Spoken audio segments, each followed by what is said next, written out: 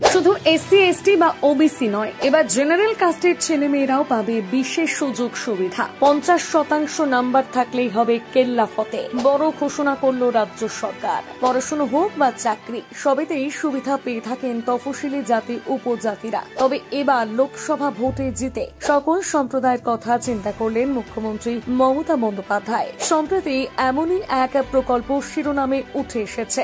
নবান্ন সূত্রে খবর, ছাত্রছাত্রীদের জন্য একটি নতুন প্রকল্পের নাম ঘোষণা করেছেন রাজ্য সরকার। তবে এই প্রকল্পটির নাম দিয়েছে যোগ্যশ্রী প্রকল্প।